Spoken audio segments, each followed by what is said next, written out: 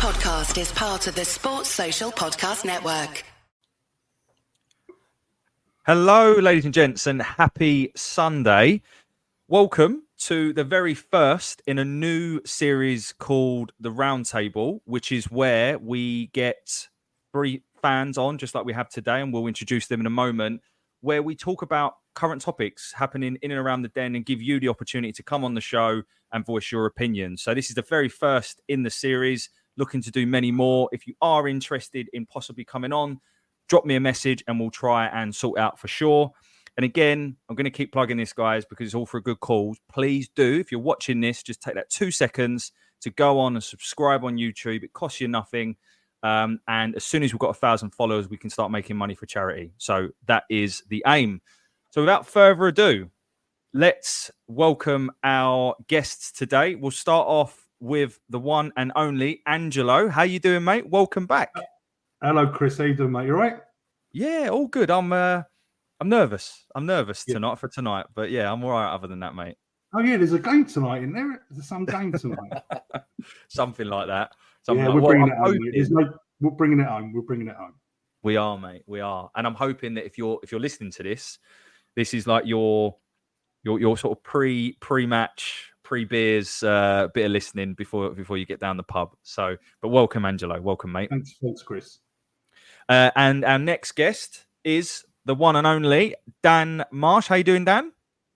Yeah, all good, thank you, mate. All good, like Angelo. Yeah, getting a bit nervous for tonight now. Yeah. I mean, that's one of the topics, by the way, that we're gonna talk about later. So get your score predictions ready. And last but certainly no means least, welcome, Steve. Yeah, hi, Chris. Hi, lads. Thanks for inviting me back on. Delighted to be with you for this. It's been a great week for Millwall, and hopefully going to be an even better week with a big win tonight. Let's hope so, mate. Let's hope so. Where are we all watching the game, actually? Angelo, where are you watching the game, mate? I'm just watching it indoors, mate. Got me son coming around. I'm just going to watch it indoors, yeah. Nice, mate. Very nice. Yourself, Dan? Yeah, indoors I'm working. I've obviously really upset someone at Reach PLC Towers. I think I worked the quarters and the semis as well. So, yeah, hopefully it'll be really busy because we win. And if not, yeah, be interesting. You want it to be busy then, mate? Yeah. For once, yeah, we'll let that slide for once, yeah. And yourself, Steve? Yeah, same. I'm at home. I'm not a big fan of going to a boozer or a club to watch a game. I like to watch it rather than people chattering in your ear rolls with a load of nonsense as such. So I've got a mate coming round, Big Jeff Cook coming round to join me and my good lady wife. So fingers crossed we'll be celebrating tonight. Fingers crossed, mate. Fingers crossed. I'm going to one of my local pubs, which is like, it's more superstition than anything. I've watched most of the games there, so I feel like I have to go there for the final. And it's quite nice because they, I might as well just say where it is because I'm sort of plugging it. It's the Copper House in Blackfen. But they've got like these little 4-seaters where there's actually a TV in the table kind of thing. So it's actually quite nice. So you can sort of be with your family and stuff and also watch the game. But anyway, I've certainly gone off a tangent. Let's bring it back to the real reason we are here. So today, ladies and gents, we're going to talk a bit about the transfer business we've done so far. Obviously, 3 signings through the door. Talk a bit about those individually. What we're then going to do is go on to talk about what collectively we still think we need.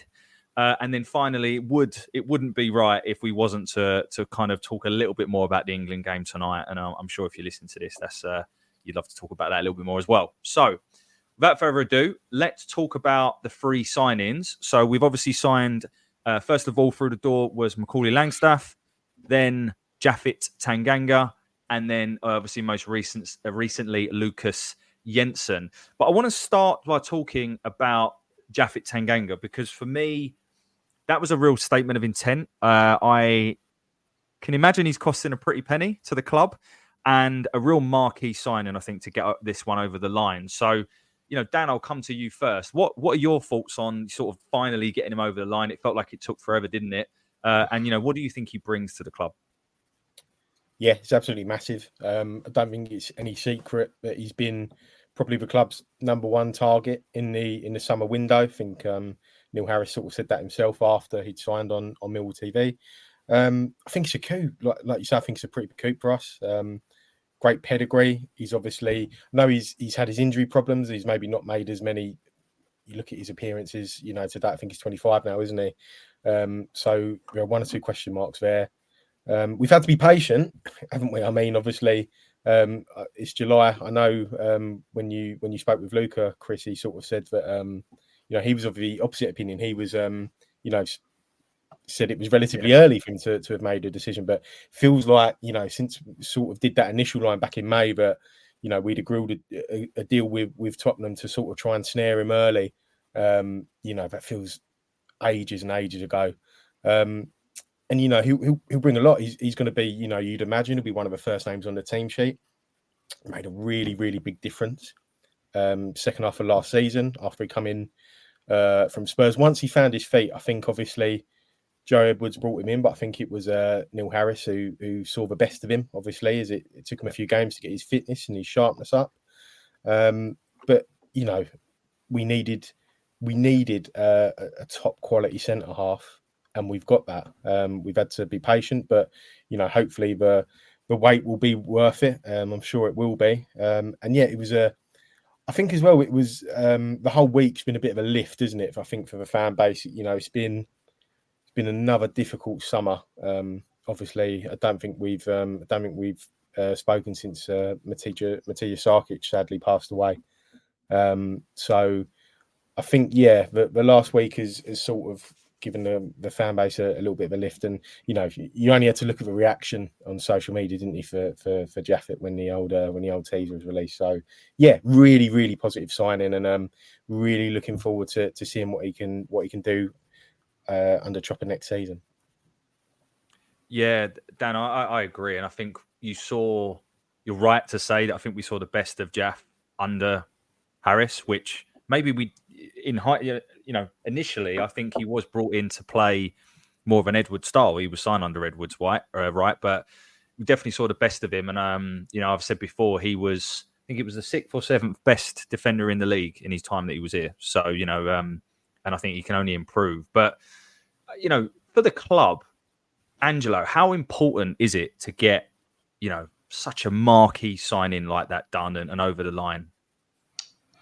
Yeah, well said, Dan, as well, mate. It was a heartbreaking summer, obviously, which put us all on a downer. Horrible start. Rest in peace, Matty. Just devastating news about that. And yeah, so slowly, time's a great healer, and like anything, sadly, the football club goes on, doesn't it? And for someone to lose their life, so it upsets me now thinking about it. But we've got to move forward, and yeah, like Dan said, it was a great week to bring in three additions, and yeah, Jaffet Tanganga, 100% the number one target. And when I was watching the Millwall TV interview with Harris, I think Harris has got a massive lot to do with him actually signing for us. Apparently didn't leave him alone the whole of the summer, and it looks like they've got a great relationship, and it looks like Jaffet's got a lot of trust in each other, and yeah, I'm over the moon that we got him. He is an elite defender. He reminds me a bit of Mark Gahey for England. He moves about, does his job.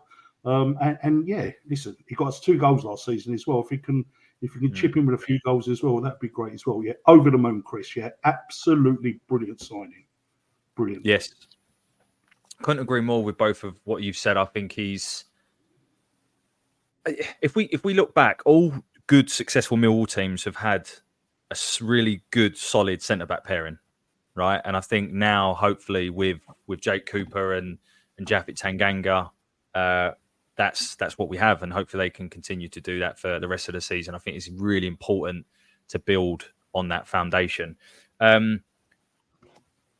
Yeah, okay. So absolutely over the moon with Tanganga, and certainly the marquee signing, but it shouldn't take the gloss off of another really good signing that we've made, which is Macaulay Langstaff. So obviously scored, I'm going to get this wrong, but I'm sure it's like 72 goals or 78 goals. It's one of the two in the last 2 seasons. And, he's definitely shown he's been able to step up every single time. And his interview was really impressive in terms of just that kind of desire and willingness. And we seem to be getting a player that's a real Millwall type forward in terms of they're a pressing forward. They're happy to do the hard yards, which was great to hear. But, Steve, his record speaks for itself, but what's your view? Do you think he can step up to the Championship?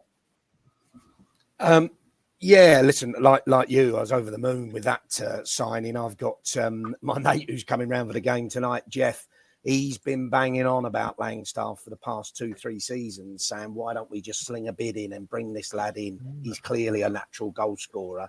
And it's not quite happened, but now obviously has. Look, any signing is a risk, isn't it? And especially a goal scoring signing. You never know if they're going to click, fit in, etc. But I have to say, I think generally goal scorers are a certain ilk. And if they've got that knack, they can take it to the next level. And what I like is you get a lot of these sort of players, don't you, who burst on the scene, have a really good season of scoring loads of goals, and suddenly they're going for multi-million-pound signings, and then they just fade away. He's progressively been doing it the last few seasons, hasn't he? Yes, at a lower level, but every challenge he's been given, he has stepped up and scored. So I've got to say, I don't know. I'm not an expert, but I'm confident he will score goals. I'd urge the fans to be patient. I think if you think back, Harris, Morrison, and Gregory all had slowish starts when they came, and there was mixed views. I mean, if they're not banging goals in straight away, the fans can get very restless. But I think most of us will watch a player and you'll very quickly see, they've got something. They've got something and it's going to click. Morrison was a good example of that. He was talking to you the other day, Chris, a great interview you did with him, where he said, I was very slow off the mark, wasn't I? Harris was banging them in. I wasn't. And then slowly got my feet. The fans were a little patient. And then he had a really good second half of the season. So, look, we want him to score early. It was a really important position that we needed. But to answer the question, I am really confident he will score goals for us and be successful. So, looking forward to seeing him, to be honest. Yes, mate, and 100%. And obviously, he wasn't part of the friendly yesterday, but I understand there's nothing wrong there. It was always part of the plan. You touched on some names there as well, Steve. If you look at, if we're honest, our most successful strikers have come from, well, certainly since I've been supporting, from non-league. Neil Harris, Steve Morrison, Lee Gregory, right? So that bodes well. And I think when I was speaking to Morrow the other day, he talked about the mentality element, and Langstaff in his interviews, he does appear to be, have that, which I think will really, really help. So that's fantastic. I think Langstaff will only score goals, though, if we create chances for him, right? And we're not particularly good at that, dare I say it. So, Dan, what is your view on, does this lend itself to us playing a different style, a different formation? We saw at the friendly yesterday. I think we started the game 4-4-2, and then we went to the 4-2-3-1. We need to create chances, right? So how do you think we go about doing that for someone like Langstaff? Yeah, obviously he's a goal scorer, be coming in full of confidence. This is a perfect time for him to make the jump, because he's not just had one fantastic season, he's had 2 in a row. It depends on the players around him. I think what we saw yesterday, that 4-4-2, 4-2-3-1 sort of thing, is probably similar to what we're going to see next year. I think during the second half of last season, that was sort of what we got. It was almost a hybrid at times. I think Zian would sometimes kind of sit in that 10, sometimes push up a bit more. I think that's what we'll continue to see. I would go against the grain in terms of, I say that. I think I said this last time we spoke, and the consensus was the same. I thought the football we played when Trevor come back last year was pretty good. I thought we mixed it up well. Definitely don't think it was sort of. I listened to a clip of some people yesterday on social media who were perhaps a bit critical of Langstaff, saying that all he does is get goals, which is Oh no. I'll leave you to make your own minds up on that. But that's what we need. That's what you want at the end of the day. I think it's not a secret, is it? I think Neil said in his post-match interview yesterday that we need forward options. We still in that final third. That's what's let us down, isn't it? And I think we'll see. It wouldn't surprise me to see 2 wingers signed. I think probably like another forward as well, maybe a different sort of profile to Langstaff, Nisbet, and Bradshaw. I think he's got a little bit of pace. So obviously, I wouldn't say that's something that Bradshaw or Nisbet, either of them, are particularly blessed with. But it's going to be very interesting. I think, the key will be the players around him and working to get the best out of him. To do that, I don't think, really, we don't want to be sort of aiming balls at his head or anything like that. But I don't think that is the plan. I think you could see yesterday, we wanted to get down the wings and we wanted to, which was very similar to Neil's last spell in charge. I think the year we first come back up into the Championship and nearly made the playoffs, we played some fantastic football. Really, really good. And I think that's what it will be next year. And I think a system like that, whether he's in a 2 or whether he's on his own with somebody like Azian behind him, I think that, would work in terms of getting goals out of him, which is, what we've signed him to do at the end of the day. If all he does is score goals, that'll be all right with me. That's all I'll say, lads. Love that. Mic drop. Agreed, mate. Agreed. Really looking forward to seeing Langstaff. I think there's a couple of games behind closed doors this week before the players head out to Spain, so I'm sure he'll start to get some minutes. From one end of the pitch to another then, so I want to talk about our third new signing in Lucas Jensen. So obviously it's through very unfortunate circumstances that we're even in the market for another goalkeeper. So I think it's still upsetting to talk about, but as Angelo quite rightly said earlier, massive respect and thoughts and loved messages to Matty's loved ones. However, we need to move forward as a football club, and I'm sure Matty and anyone associated with Matty would have wanted us to do that. So we've gone out and we brought Lucas Jensen in. Had the pleasure of interviewing Gary from the Stacey West Lincoln pod, who made some bold statements, right? He talked about how he saw him stepping up to the Championship with ease. He saw him being a future Danish number 1, some really bold statements. So, and he seemed to really know what he's talking about. So it sounds like a very good, astute signing for believed to be around 400-500K. Angelo, based on what you've seen and heard of him, do you think it's a sensible investment by the club? Yeah, it looks like it, Chris. I listened to that interview you done with the Lincoln guy, and he really seemed like he knew what he was talking about.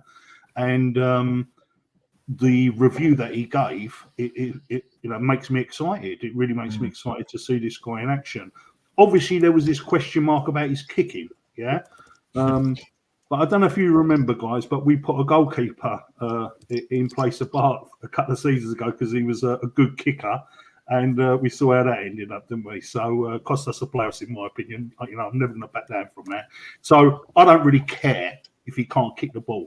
As long as he can keep the ball out of the goal, that is all I care about, The kicking, that's something you can improve on. He's only 25 years old. He's not even anywhere near his peak. He's played one full season as a goalkeeper because he's had a few short little loan spells here and there. Yeah. So last season was he's almost like his breakthrough year. 19 clean sheets and player of the season, I believe, at Lincoln as well. Yep.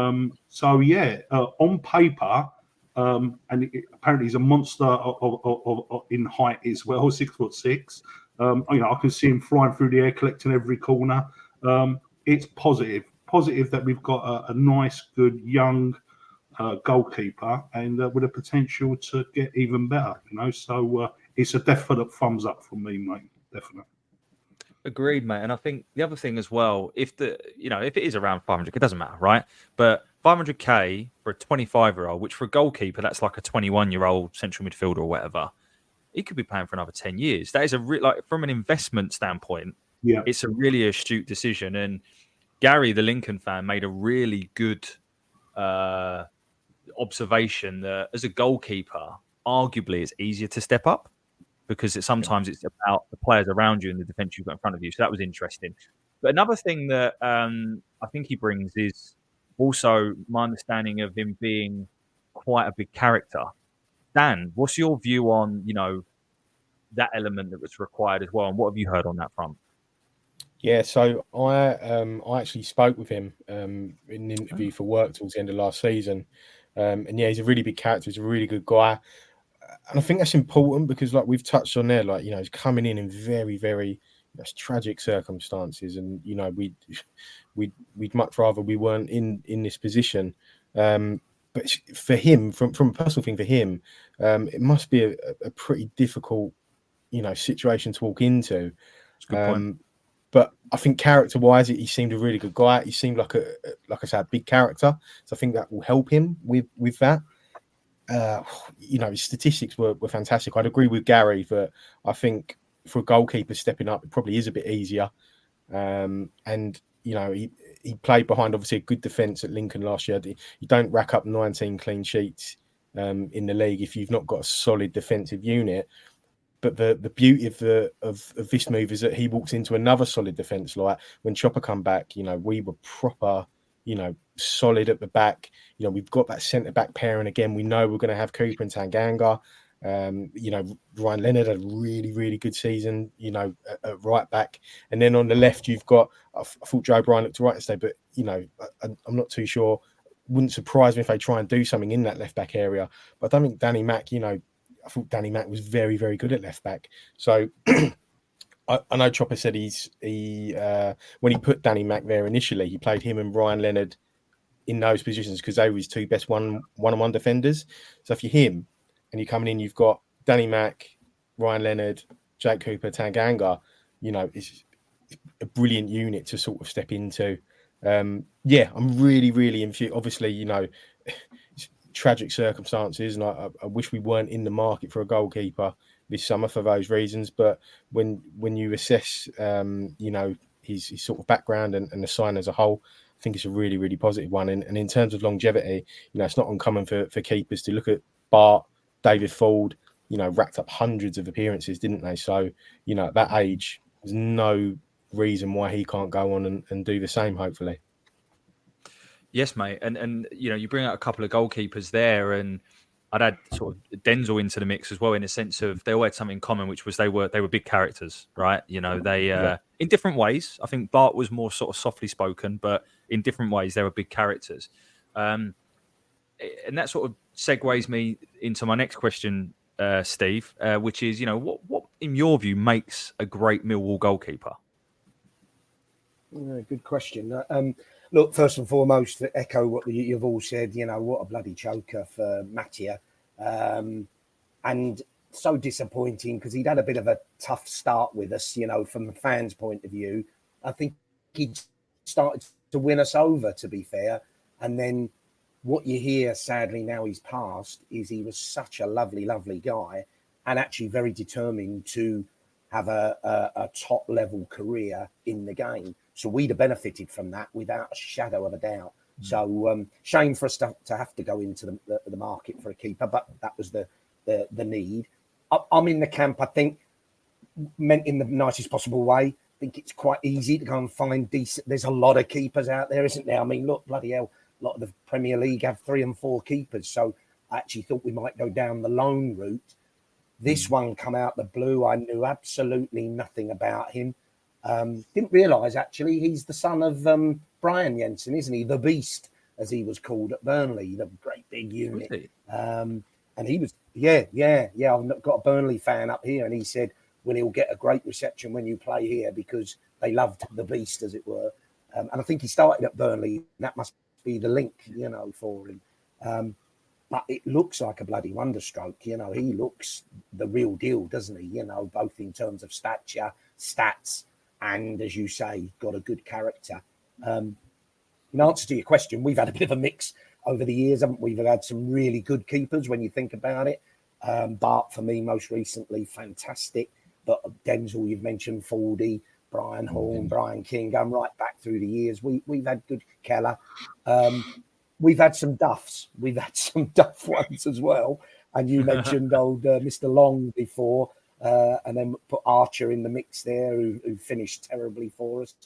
It's a really important position. So what does a good keeper need? I think they need to have a good character, as you say, and that can be a different style of character, but important they've got a bit about them. I love the fact he's 6'5" or 6'6". I've heard different levels. I don't really care massive, that one inch. Yeah, and I love that. When my keeper walks out and he's towering above the rest of the players and he stood in his goal and a great presence, that's got to be a starting point for you. So I think that'll make him a great Millwall keeper. And I think, look, just a good shot stopper, contribute to the game. We've got a solid defence, but when it is breached, can he make an important save to keep us in the game or keep us ahead in the game? And so I think that's what's needed. I think we've done a masterstroke here without even seeing him kick a ball yet. I think I'm really enthused that he could be the real deal. The kicking, I'm with you, Angelo. I don't have a keeper for kick. I don't mind them having a good kick. So a long kick, sometimes you want to relieve the pressure and just get the ball up and not have it hovering around the halfway line. But I'm sure all keepers have that these days anyway. But this dribbling out the back and passing, that's not for me. Not us, as long as he's comfortable on the ball. No, exactly. So look. Hopefully that's the sort of keeper we need, and I think we've got it with him. Yes, mate, I agree. And 3 signings through the door, and I think you can tell we're all pretty optimistic about all 3 of them. But there's definitely more work still to be done, and we're going to sort of talk a little bit about that. I think I'm going to share a screen in a moment of the current squad. But I just wanted to make an observation. We were talking about this off the air just a minute ago that, Jensen ultimately is come in to replace Sarkic. So, there's no new signing there, so to speak, or no new body in the building there. The same with Tanganga. He was in the building last season. Langstaff is new. So that's the one kind of extra player. But then we've lost Longman and Hutch. So from a purely standing still perspective, and I'm not trying to be negative here, I'm very excited. I think the 3 signings we've made are outstanding, just as we've all talked to. But I think we do need more, I guess is my point. And I'm just going to flash on screen now the current squad. So for those of you listening on podcasts, I'll quickly read it out. But you should be able to see this if you're watching it on YouTube. So obviously in the goalkeeping department, Jensen and Truman, although Truman is injured. There was another trialist in goal for us yesterday, Jordan Amisa, but I'm not sure what's going to happen with him. Right backs, Ryan Leonard and Danny Mack, I've put him there for now. Tanganga and Harding as right centre backs. Harding, will he be here? Will he not? Not sure. Cooper and Wallace as the 2 left-sided centre backs. Joe Bryan, and then I put Adon Malachi purely in the absence of anyone else, and the fact that I've actually really been quite impressed with what I've seen from him. So hopefully it could be a breakthrough season if we don't do what Dan said and we go into the market and sign someone else. In the central midfield department, sort of 2 positions. At the moment, I see us having 3 players. George Saville, Casper Denor, and Billy Mitchell, who didn't play yesterday. So we'll have to, watch that one, and hopefully Billy Mitchell is okay. So again, do we need a player there? And then in terms of ahead of that, you can put this as 4-4-2 or 4-2-3-1. It doesn't matter, but you've kind of got in forward areas Watmore and Mayer. Mayer obviously is also injured. Fleming and Essay, Honeyman and Imaku, and then Bradshaw, Langstaff and Nisbet. So there's quite a few bodies in the top end of the pitch, but I still think that we need to do more, and Harris sort of alluded to that. So I guess we do need to do more, but we'll segue in a second to kind of talk of more signings and who we'd bring in and stuff like that. But Angelo, just before we do that, how pleased should we be with the business we've done so far overall? Yeah, listen, the 3 that we brought in, fantastic, yeah. But like Harris said in his Millwall interview the other day, I was very pleased to hear this, but he was talking about 4, 5, and 6 and 7 coming into the building. Yeah. So, it looks like that he is going to be bringing some more people in. Just on the squad that you just put up there, Chris. Yeah. Don't forget also we've got Chinakoli, and we've also got Carlon Grant, haven't we? Who's at Bromley. So they're 2 young centre halves that I don't know how close they are, mate. But True. Really, really good reports, especially from Byron Webster on that Wall Talk. He spoke really well of both of them. So I don't know how close they are to making some kind of breakthrough. Yeah. The other thing as well is that we've all got to bear in mind as well is that Joe Bryan had an operation. And apparently, since he's been with us, he had this niggly injury that was holding him back. So listen, fingers crossed, if this operation's been a success and he's got no more of these niggly injuries, but we're going to see a really, really good Joe Bryan as well, But yeah, Danny Matt done a fantastic job at left back. But if you can get a really, really good 100% fit Joe Bryan at left back, then, it's looking very, very positive, mate. Yeah. And do you know what, Chris? There's one player that I wanted to bring up. Yeah, I saw all these. He's a youngster, and I saw all these a couple of posts that Brighton and Brentford were after him. There's a guy called Josh Stevenson who won all the awards for the under-18s. Yeah, so I think even maybe Arsenal were even mentioned that they were sniffing around him as well. Where is this kid? He's 18. Yeah, like tonight, we're going to see a 16. Well, he just turned 17. We're going to see a 17-year-old guy playing in the European Championship final. Yeah, so if this Josh Stevenson is as good as what it looks like he is, where is he? Why wasn't he involved yesterday? It really concerned me because I was hoping to see him starting to get involved. Unless he's already made the decision to go. I don't know. I don't know if you've heard anything about this Josh Stevenson, but the reports are he's one hell of a prospect, mate. Have you heard anything, Chris? I don't think he's signed a contract. I could be completely wrong. It's not something I've tried to stay on top of anything. But yeah, I don't think. I don't know if he's going to senior or something like that. But yeah, I don't think he signed a contract. I'm sure I read that somewhere this week. Could be wrong. So it looks like he's probably going to leave then, is it? At the minute, yeah, you'd probably imagine so. If he's not signed a contract, I think Neil House spoke with it either with I think it was the SLP, and he was kind of saying about getting the right deal, and I think they mentioned a tribunal as well. I think if they're kind of talking like that, potentially that would maybe cause you to sort of err on that side that maybe he's not going to sign, he's going to go elsewhere. Yeah, I think. Okay, that's a shame. So we've got the 2 young Bromley guys that obviously could break through. The midfield, maybe Honeyman would be more of a midfielder. I don't know how long Billy's out for. I don't know how serious that injury is. But Casper started to come back into it, didn't he, towards the end of the season? My biggest concern, and I really don't want to be negative, is our front 3. Yeah. So at the moment we have got Langstaff. Fingers crossed is going to be a success. Yeah. But again, like Steve said, he might need a bit of time. Yeah. So we've got Nisbet, who hasn't got off on the right foot with Harris. That's plain to see. There's questions of this. I've heard a few stories have come back a little bit overweight, and his fitness and et cetera, et cetera.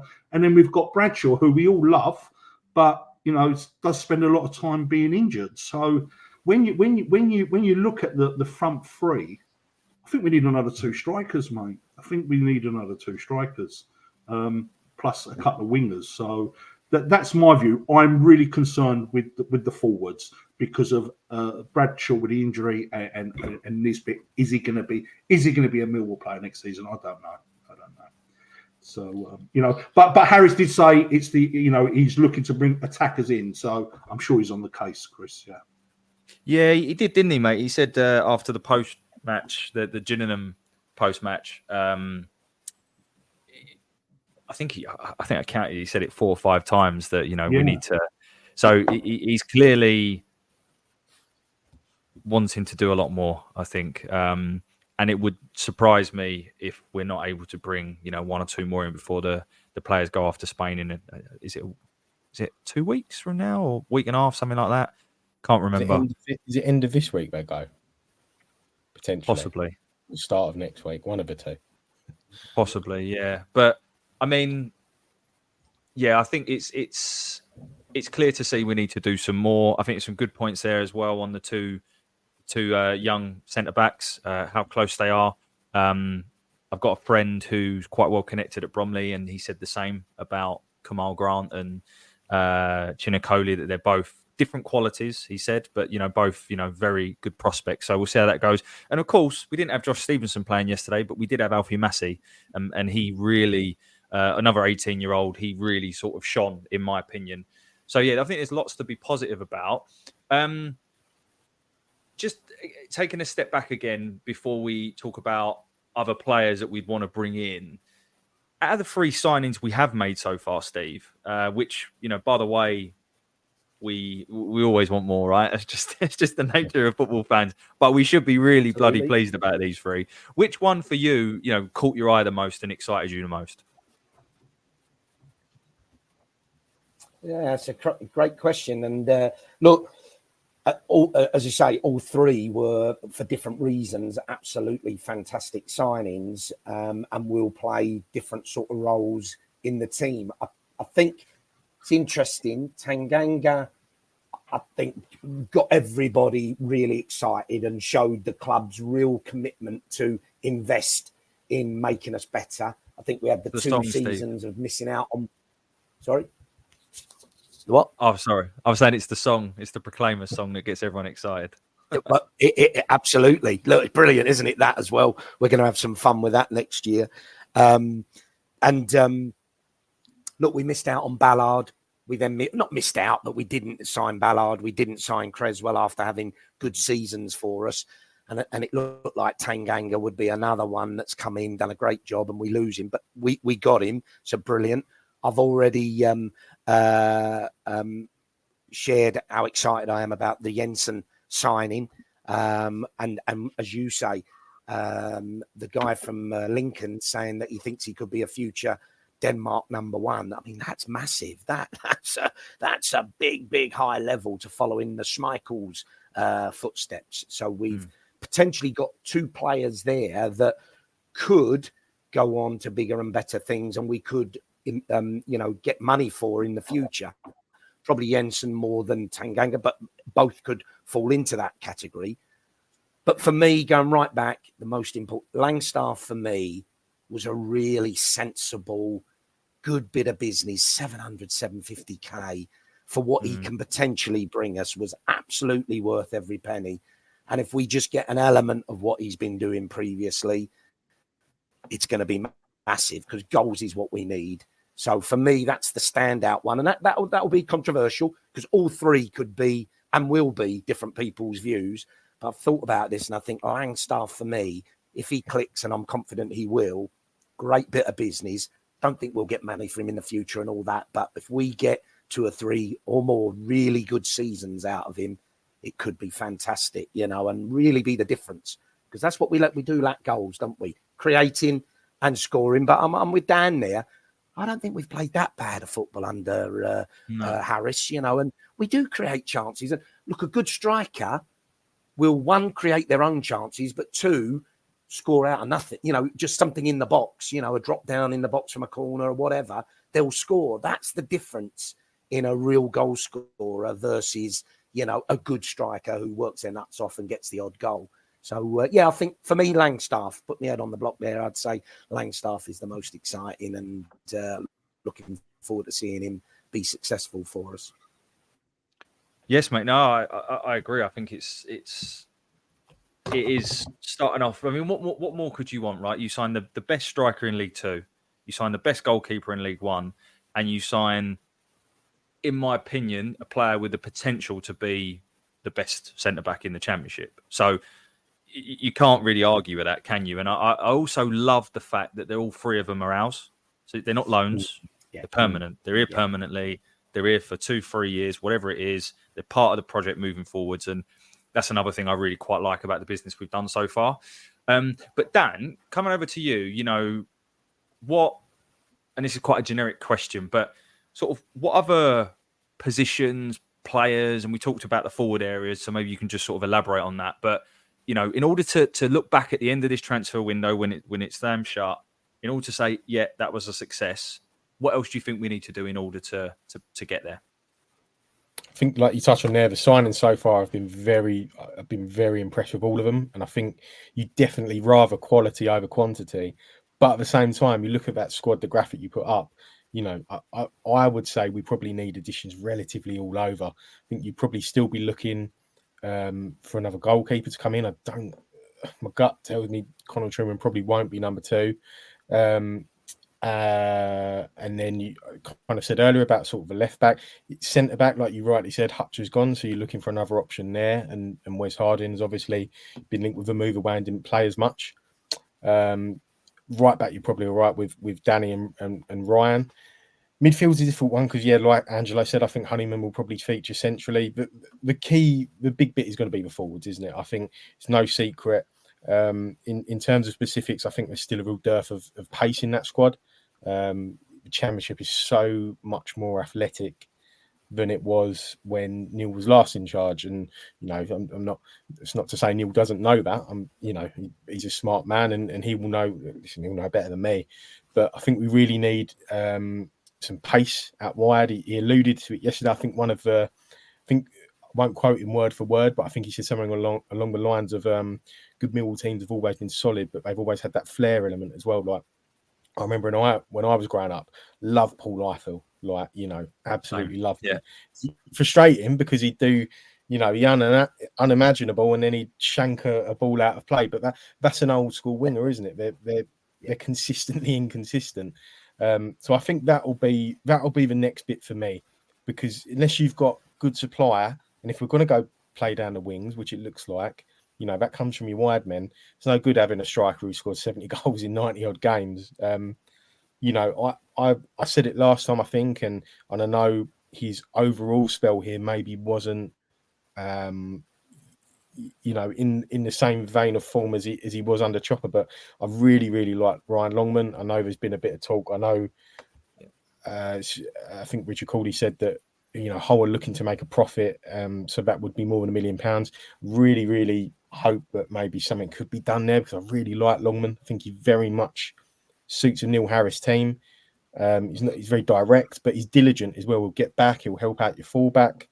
But wingers is the order of the day, I think. I think if I'm being greedy as well, you probably like another profile of striker in there. Like I said, I think Langstaff's got a little bit of pace. I'd be lying if I said I know too much about him. But I think he's got a little bit of pace, which obviously is something Bradshaw and Nisbet don't. In terms of like that more physical element, I don't know. Is he going to be? I would like to see maybe a more physical, kind of bigger striker in there, especially if he's going to play a 2. Or will he use Zian in that role if he's going to push him up? Because if we're going to play with a 2, Zian won't be in the 10. So maybe that's something he'll sort of think about. Like I said last year, I think there were definitely times where, he was practically playing as a second striker. But that would be the biggest thing for me. I think a bit of pace and a bit of flair to get the best out of people like Langstaff. And, we talk about Langstaff, but, Bradshaw can finish as well. I know there was a bit of talk about him leaving, and, there's definitely no smoke without fire. But if you read Neil Harris's quotes since then, he's very, very strong, very, very adamant that he wants him to stay. So if he is going to stay, I know his fitness record, I know he's suffered with injuries, but year before last, I think he scored 17 league goals. That's not a, if he gets the chances and he's in that 6-yard box penalty area, he's shown before he can finish. And Nisbet, difficult first season. I think it was always going to be a difficult first season. I'm not concerned about his finishing ability. It would be the other elements of Neil Harris speaks a lot about being a Millwall number 9, running the channels, chasing lost causes, and that's the side I've not seen of Nisbet. I think he's shown he can finish. I think his first goal was it against Stoke, where he just sort of like almost caressed it into the corner. Like chaos in the box, and he was the coolest man in there. But he's got a lot to do this season, because it was a challenging first season. But like Angelo said, I think you're looking at. I think we need two wide men to come in, because as well. You look at that graphic you put up, Chris. Adam Mayer. I'm not too sure how long he's going to be out for. I think it's a couple of months. I think Chopper said this week. But would he have been one who maybe have gone out on loan anyway for 6 months? I think he said that himself. And then, I think that forward area is the one. But there's other bits that need doing. Like I said, I do wonder if they'll look for a goalkeeper, maybe a bit of championship experience, maybe a more experienced head. Although I don't think it's like Gary said from me, Stacey Westpod about goalkeepers stepping up. Obviously, he's not had championship experience. I don't think the lad who played on trial yesterday. Again, it's not something I'm privy to, but I would imagine that wouldn't be one for kind of the senior ranks. And then defence as well. Like you said, we've lost Hutch, so Cooper and Tanganga is a brilliant pairing, but something goes wrong, gets suspended. Well, Tanganga's suspended for the first 3 games, so there's a problem straight away. Well, if you're looking at potentially Wes Harding's going out, you've got Murray Wallace there as well, but it's just too light, I think. Grant looks all right yesterday. I'm not too sure. I've not seen much of a Coley. He played last year, didn't he? But if they're not ready, then you're looking at another centre half. So I think there's still a lot of work to do in terms of signings. But I think the noises that the club are making, that Neil were making, a positive. He's not running away from that. He's sort of saying, look, let's get 4, 5, 6, 7 in the door. So it's positive, and hopefully, listen, if we can continue signing quality-wise in the same vein that we have been doing, I think everyone will be very, very happy come the start of August. So fingers crossed. A lot to be done, but 3 in a week, and you'd imagine there'll be a bit more movement before Spain. I think Chopper will probably like a couple of more in before they jet off, whether it's the end of this week or start of next. So things are moving in the right direction. So plenty to be excited about, and hopefully many more to come. Let's hope so, mate. Yeah, and as you say, it's clear to see that he wants them in the building. He wants them now. I think the way I would sort of try and summarise what I still think we need to do is I think we need to add players that may not necessarily start, but depth in the goalkeeping department, depth for midfield. But in forward areas, I think we need to add to the starting 11. And I think that's where, therefore, the priority has to be. And my next question, I'm going to come around each of you, but I'll sort of kick it off, which is, if you could sign, I'm going to slightly cheat, but if you could sign one position, what would it be? And any sort of realistic options. So I'll kick it off and say, I think I'm going to cheat and say that I think we need a mobile target man in the ilk of someone like, we're not going to get them, someone like a George Hurst that was at Ipswich. I would have taken Kiefer Moore. I know we've been linked with him so many times, and obviously he clearly don't want to come, but someone like that. I think we need someone, as I say, like a mobile target man, almost like what Morrow was in the second spell, that kind of player. And then I think we do need a winger, and I wouldn't be against that winger. I think we need 2, by the way. But I think all good Millwall teams have had wingers. They've had a mobile target man. And I think I would certainly not be against one of those wingers being Ryan Longman. I think he grew into his spell. He's young. He's both-footed. He plays a Harris game in the sense he helps out the defence. So he goes both ways. He added a couple of goals to his game. For me, that would be someone I would add. So to summarise from me, a mobile target man and 1 or 2 wingers. I'm going to come round now to everyone. I'll start with yourself, Steve. If you could pick one, who would it be, mate? I'm only allowed one, right? No, Listen, run out of money, Steve. Yeah, I'll loan a bit for us. But let's just say, before I do that very quickly, obviously the new recruitment team seem to be doing a great job. They must be clearly involved in these signings. Some would have been work in progress, or certainly Tanganga, but that's encouraging. And the other point I wanted to make was Zian. That's all gone quiet, hasn't it, about him going elsewhere? And I wouldn't have been too disappointed for the right money for him to go. But actually now thinking, I wonder whether third season we could get a real cracker out of him, being a bit more settled. Another pre-season under his belt, etc. Could be another hidden gem for us for this season. So, and as Dan says, can play up front as well as maybe a 10 or a midfield role. So options there. Look, I think without doubt, up front, slightly different to you in terms of mobility, a target man. I'm not necessarily so bothered about going big man, small man for the starting 11, but I do think it's a good option to potentially either start with or come off the bench. It ain't working. Stick a big man up there to ruffle it up. Look at bloody Holland. Look at Weghorst. What a job he's done for him in this championship. So that for me, and like you, listen, I know the fans hate him now, and probably he may never have even been asked the question, do you want to join Millwall? But Kiefer Moore, I think, would be bloody fantastic. And I say it because we were very close this time last year or just before the season kicked off. So I quite like different player, but more of a winger, but great delivery into the box. But again, I think he may have gone somewhere now. That Zorba Thomas at Huddersfield, I heard his name being bandied about as he's available. Yeah, his delivery is off the scale. It is. It is. I mean, it's a weird one because he's being touted about constantly at a price that you look at and you go, why is no one taking him? So to me, there is something underlying, whether he's got possibly, I know nothing, by the way, so I don't do rumors and all that kind of thing, but there is clearly something, whether it's a long-standing injury or a personality difference, shall we say, but for 800k with the abilities that he's shown in the championship, it would be a snip. But there's got to be something, in my opinion. I just thought I'd add that in. Sorry, Steve. No, you're right. And you're right to say so because, look, Harris is very on that, isn't he? He wants the right to, as any manager does, but he doesn't want, idiots. He wants people that are going to graft and be part of a team, So, look, I think same as you, up front, most definitely, either a target man or a creative winger, stroke attacker for me. Nice. I think we're all saying the same thing. Angelo, we'll come to you, mate. Do you know what? Just quickly, there's two guys that we've not really mentioned, and hopefully they're going to do it this season. And that's Mako and Esse.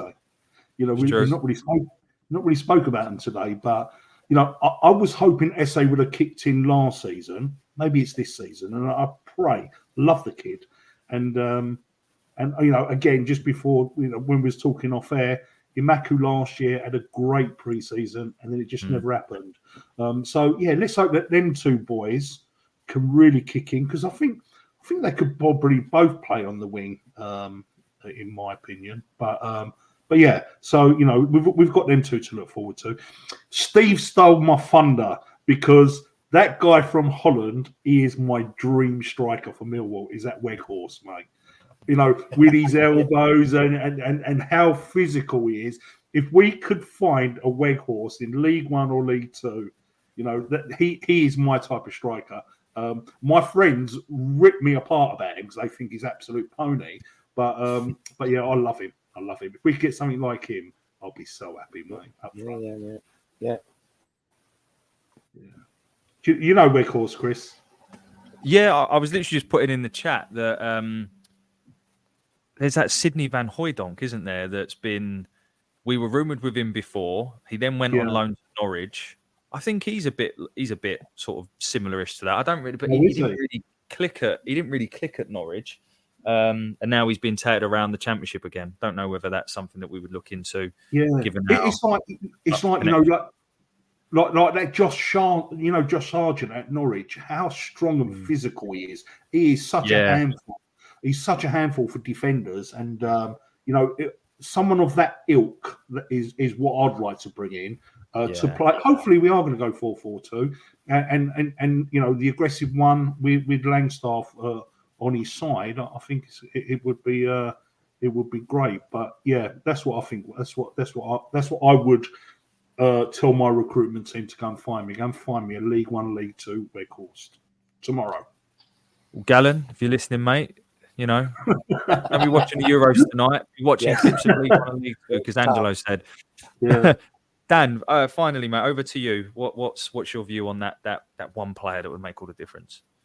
Winger for me. I think, especially, we don't know if it's going to be the 4-4-2, the 4-2-3-1, and like we say, maybe it will go a bit hybrid. But if you've got Zian in there as well, I'd go probably a winger. And like you, I was really, last kind of 5-6 games, I don't think there was anyone that, in terms of a standout for me. Ryan Longman was bang up there. I think he's realistic. I think he's a good age. He's a good fit for what Chopper wants. Hopefully he would hit the ground running, because again, he'd be coming back into familiar surroundings, knows the team, knows the teammates. For me, I think it's a no-brainer if it's viable. One thing, not to sort of go off tangent, but all the deals we've got so far, in terms of the two we've paid a transfer for, Tanganga, obviously there's no fee. I would imagine, I'm not privy to information on it, but I would imagine he'll be at the upper end of the wage scale, so still a big investment. But you look at the fees we paid, is smart business. I don't think, and I think Chopper said it, I can't remember where, but I'm sure I've heard him saying about the right deals for the club. If something can be done there, I think that's a no-brainer, personally. Agree. And I would imagine that, I've heard Derby rumoured, I've heard Wrexham, I've heard quite a few different clubs are interested in Longman, but surely if you're him, he's from more this way anyway. It's a natural fit for him to want to come back here too. So agree, mate, and hopefully we can get something sorted. Cool. Okay. Well, look, I think that was a really interesting conversation about the transfer business we've done so far. I'm sure, chaps, if we do want another one of these in a few weeks' time, we'll be talking about another 3 or 4 signings that hopefully anyway. But I just want to finish off today's episode with, of course, it'd be stupid of us not to talk about the game tonight, the England game, England versus Spain in the Euro 2024 final. So I'm going to ask you 2 questions in one and come around to each of you. So the 2 questions are score prediction and how do we beat Spain? They're my 2 questions. So, Angelo, I'll come to you first, mate. So, what do you think the score will be? And how do we go about beating Spain, who have probably been the standout team in the tournament so far? We're going with the head or the heart, mate? Oh, I don't know. I really don't know. All right, let's go with the heart, yeah? Good So man. 2-1 to England. 2-1 to England. The way that we're going to stop them is stop them 2 wingers, mate. We got to stop them 2 wingers. Morata, I'm not that too worried about Morata, but Nico Williams and Jamal, the 17-year-old now, they are such a threat. And also, we've got to stop Rodri from dictating, mate, because Rodri is just an animal. He's just an animal. So 2-1 to England. Stop the 2 wingers. Come on, you England. Come on. Can't wait, mate. Can't wait. And Chris, just before I sign off, yeah. Yes, mate. There's a little bit with the players of no one likes us, so I don't care. They're giving it every time they score, they're giving it to us, aren't they? Like with the old celebrations, and it's almost like they've got that no one likes us, we don't care mentality, which is fucking great, mate. Because they just want to prove the pundits wrong, all the people that are slagging them off wrong, all the people that want Southgate, they want to prove them wrong, and I hope they do, mate.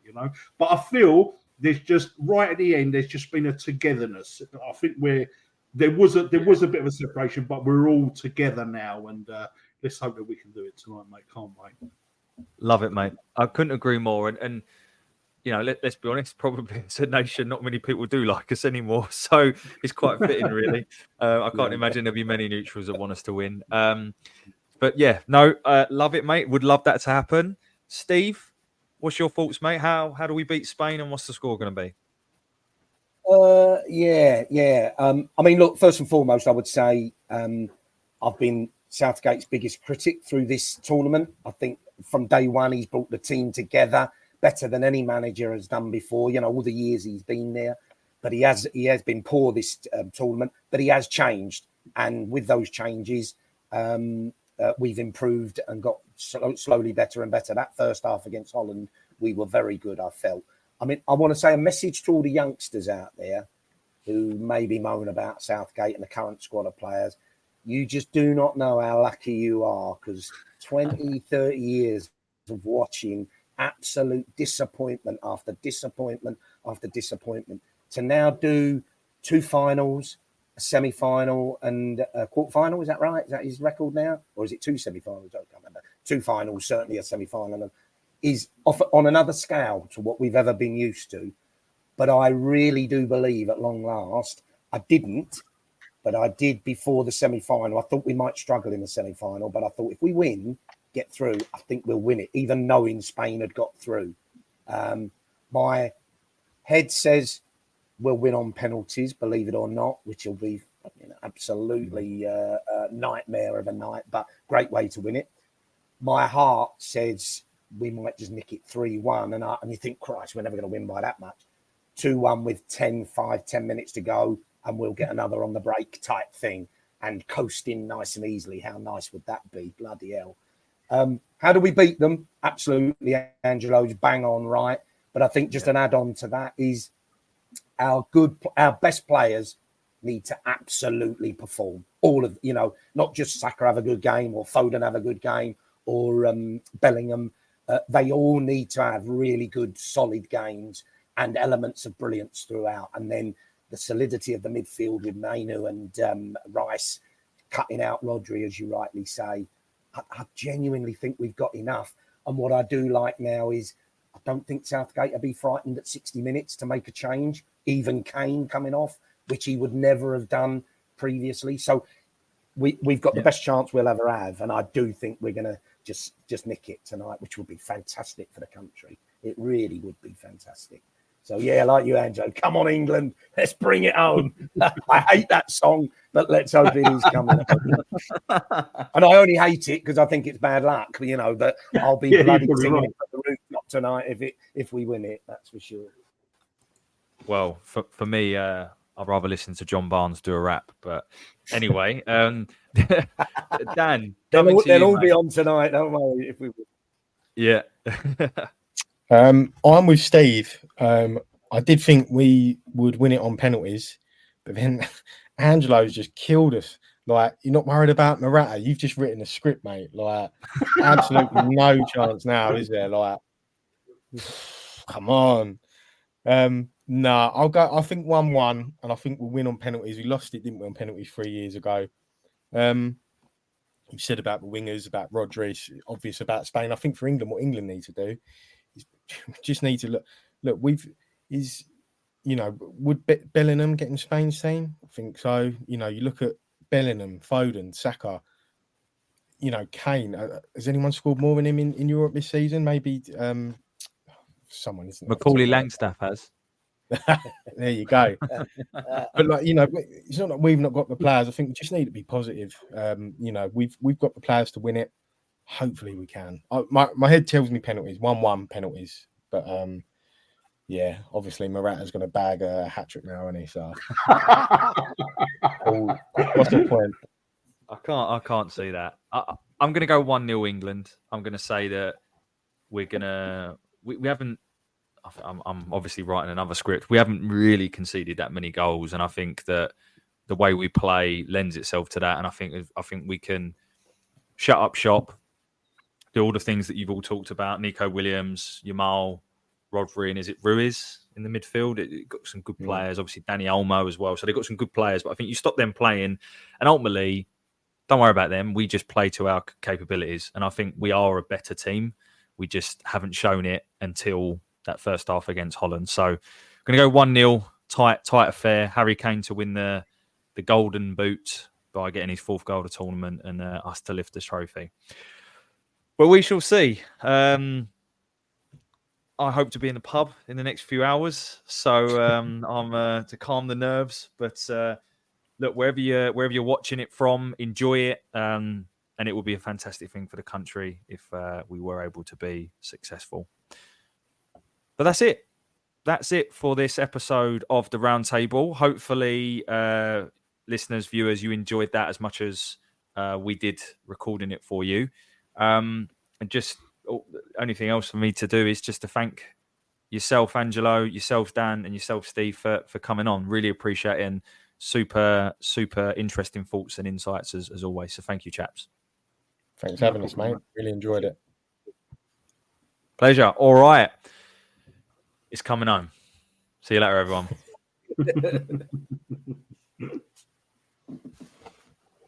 Sports Social Podcast Network.